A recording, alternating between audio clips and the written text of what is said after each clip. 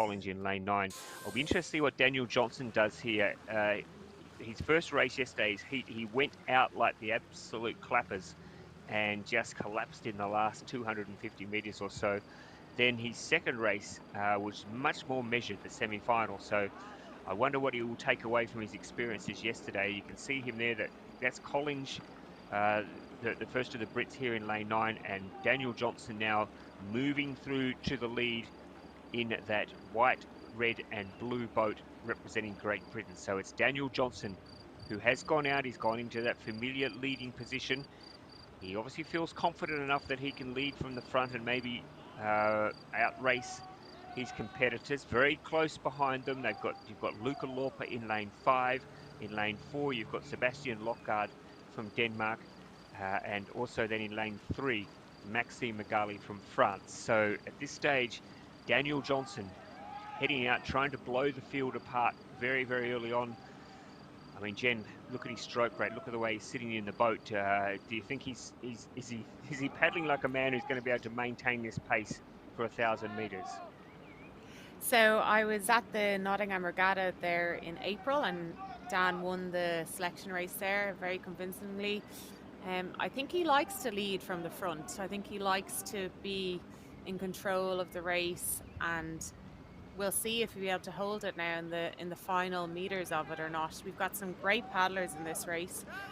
Sebastian Rask Lockgaard, he's first year senior. He's a bronze medalist in the K1000 meters from Junior Worlds last year.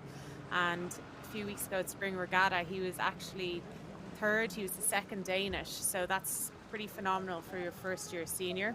Luca Lauper, who's in lane 5, he's a silver medalist in the K123 1,000 meter European Championships from 2024. So, you know, there's some really strong contenders in this race. As we can see, Dan is really taking it out still. He's 2 boat lengths ahead of the second place athlete at the moment. So will he hold on to it?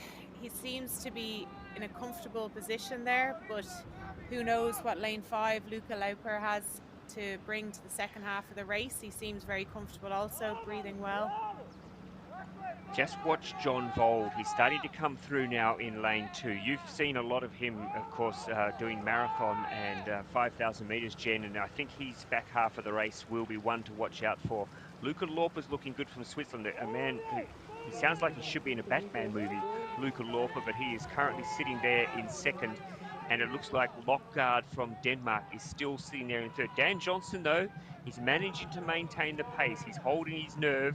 It's probably starting to hurt a little bit now, starting to tighten up, and there's a big group to his left that are now starting to come together and ready to throw down a challenge in the back half of this race. You can see there's John Vold. He's coming through there in lane 2. Lauper is still there as well. Lauper looks like he's making a bit of a move. Dan Johnson coming back a little bit on the paddler from Switzerland. So it's Johnson trying to hold on. Lauper coming through. Vold at the top of the screen, and in lane 3, it's the Frenchman Margely as well who's coming through. Dan Johnson is digging deep. He's gritting his teeth. He's trying to hold on. This has been a very brave front-running performance for Dan Johnson. Is he going to get there? It's going to be close. He gets there just from the fast-finishing Frenchman, Maxime Margely.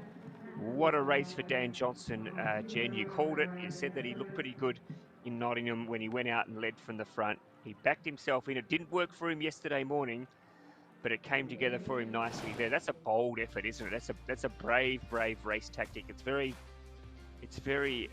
Fernando Pimenta style, isn't it? Going out, leading from the front and challenging everyone to run you down.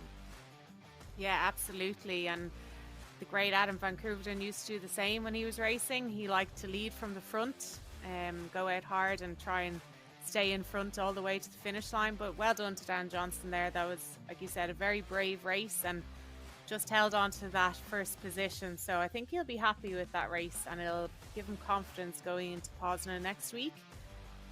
The French Margely was only just pipped, like you said, so he'd probably be happy enough with his race as well, but he might be looking at maybe he'll have to do a pickup a little bit earlier in the race to be able to cross the finish line in first position. Yeah, just looking at that replay there, Jen, that last shot we saw, he was well back, the Frenchman, Margely.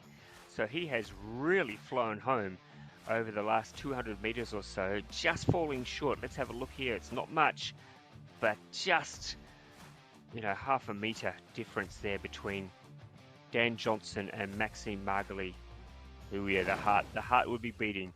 That would be almost bursting out of his chest right now. But he'd be pretty happy, as you say, Jen. He's come here to Szeged. He's going to go home and know that he has been able to back his race style in, and it's got the result that he wanted. So something for him to build on if he goes to Poznan next week. Confirmation there, Johnson ahead of Margaly. Good, consistent.